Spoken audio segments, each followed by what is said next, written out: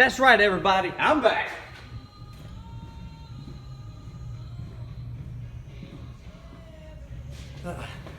Alright, so before my phone died and I had to put it on charge for a little bit, before we did that, what I briefly told you guys about was the settings for the valve rocker shaft and the injector rocker shaft. Like I said, each one, once you seat it, snug each one down, tighten 22 foot-pounds, do your angle 60 degrees on top of that, and then you're set. Remember, go from the center out. Do the same with the valves over here. Now, what we're already on, we already started the valve lash. I don't have a whole lot of life left on my phone yet. It didn't charge all the way, so I'm just gonna do one injector, number 6, which is the one that we did the injector on. Also, I'm already on number 6. Just so you guys know, if you're unsure which rocker, the short one or the long one, is the intake and exhaust, look at the exhaust manifold. Follow it up. Here we go, here's number 6. Here's your manifold. You follow it right up to right here. This would be the short rocker. That would be, guess what? Ding ding, that is your exhaust rocker. The long one is your intake rocker. We're gonna set the exhaust rocker to 27 inch-pounds, thousandths, and then we're gonna also set the intake to 14. Now, with your feeler gauges there, I got my little step 90-degree ones or 45 angle because it's easier. Make sure I'm telling you right. I got my sheet right here. I don't know if you guys can see it. Watch this. I'm gonna take it off and show you, because I can't remember this stuff.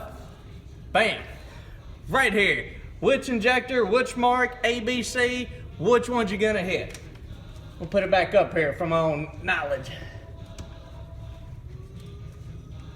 And we're up there. Now, if you don't know which cylinder you're on to go ahead and adjust the valves, when you rotate it, really don't, go ahead and start with A. Whichever A you're on, either number 1 or number 6 is gonna be loose. Both rockers will be loose, exhaust and intake. If one is tight and one is loose, you're not on that one. Go to the opposite one.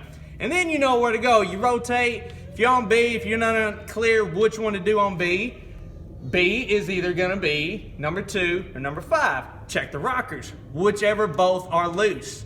And then go ahead and tighten those guys down, so on and so forth. So we've already set my exhaust one here at the 27. We're gonna snatch it out. You wanna make sure there's a little drag in there too. So you wanna go and break your jam nut loose, back it off, take your T-handle here, just back that adjuster out some, just enough, because you're gonna wanna get it in there pretty good when you put this T-handle in. Now, what you wanna do is make sure there's a little oil on that guy, so that it drags in and out easier and you get a better feel for it. And get this guy out of my way here. There, you gotta lift your rocker up, get underneath that guy, and bam, I'm in there. I'm gonna go ahead and tighten it all the way down till I cannot move my feeler gauges. And bam, look, I can't pull it out. I'm giving it a tug, it can't pull out. Do that and you gently back it off until it moves. Hey, look at that, guys. I don't know if you can see my hand, but it's moving a little bit. It's twitching. There we go. You want to get a little bit drag. Loosen it till you got drag, and then tighten it till you feel a little bit too much drag and you can't pull it out. When you got one that you're good with, slight drag, leave it in there. Tighten the jam nut, finger. Now, yes, I don't use the T-handle that locks and does all that stuff, whatever. It is what it is. This method works for me. You guys are gonna have your own method, your own separate tools that you like. Do it the way that makes you comfortable. Anything you do, you ain't gotta do it my way. I'm just here helping. Now, take this out, put my wrench in there. I'm gonna keep pressure down on my T-handle here while I tighten this jam nut so that this adjuster screw does not move. We're gonna tighten it down, pressure on it, and when you feel it start to move a little bit, go the opposite way with your T-handle so that it doesn't move. Now, when you pull, before you pull it out, make sure you still got that drag, because it might tighten or snug up or loosen too much. I got good drag, I like it, it's out. Now we can go ahead and set the injector. What we're gonna do, let me get rid of these guys here. Where'd it go? Right here. Take this out. Now you're gonna preload the injector. Any injector, if you wanna go ahead and run them to see where they're at. I'm doing 4, 5, and 6 because this is the half I took off. And so I went ahead and backed each one of these injectors off on this injector shaft before I torqued it down, so that way if anything happened, I don't have that preload already set. So it's got room to move down, because that plunger is going to go down in that injector. Oh, where's my adapter? Bam, right there. But you want to set this preload to, and I know already if you got some super fucking Cummins genius out there that's going to say, hey, well, where's your dial indicator for this guy to 71 inch-pounds? Well, you know what? I don't know where it's at, so I'm rocking with this guy. I've done it. It works. Haven't had any issues yet. If so, I'd have customers calling me, cussing me every time. We're going to do, now 22 inch-pounds, or my bad, 71 inch-pounds is not a lot. So you just got to feel it. But we're going to first set the preload. Preload is pretty much squishing it down to get rid of any space, any oil or whatever. Now, there's not gonna be none in here except for the oil that I dumped on top to help it lubricate, but we're doing it anyway just to show y'all. Nope, we're getting somewhere. Make sure you get that jam nut backed all the way off too so that it don't give you a false reading, because they'll do it. Now, you see that click right there? It does not take much. That's why I only start using my fingers. Because, you know, you get in trouble when you got 2 of these here. My bad, don't want to flex too hard, I'll bust my sleeves off. Now, that's your preload. I'm going to back it off.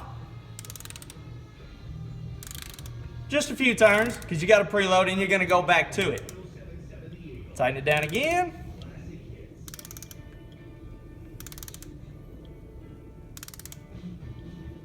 And it's coming. Right there, bam. 71 inch-pounds, good. I'm good. Injector is set. I'm gonna get this joker out of my way. I'm gonna take this out of here. I'm gonna switch tools because now, I've got booger. It itches. We gotta tighten this jam nut. Yes, there is a torque spec on the jam nuts. I think they're like 55 foot-pounds. Again, I'm not sure what that is. I want to say it's about 55, but again, this is my way of doing it here. I put my wrench in there. I know what it pretty much feels like. I've done plenty of them to know. Get in there. Get in there. They don't want to get in there. All right, now it's in there. Now, and we're just gonna tighten her down. As soon as I get reseated. Okay, there we go. So we got the wrench. We're gonna tighten it down. You got to get your ratchet in the opposite direction so that you can counteract the torque. Tighten it down. If it'll start to move, give pressure on it. And we are on there. And that's it, y'all. Get out of there. Get out of there. Hold on, I'll get it there. Boom. All right, y'all. That's it. I'm gonna go put my phone back on charge. Probably give me something to eat. I'm gonna finish running this overhead. I got like 2 more cylinders to do, but I wanted to stop and show you the one that I replaced on number 6, the injector for that. The rest of them's the same. You don't even hold your hand through that. It's gonna be the same specs on all of them. Roll it around, check it. All right, y'all. Sean, I'm out. I'll see y'all next time.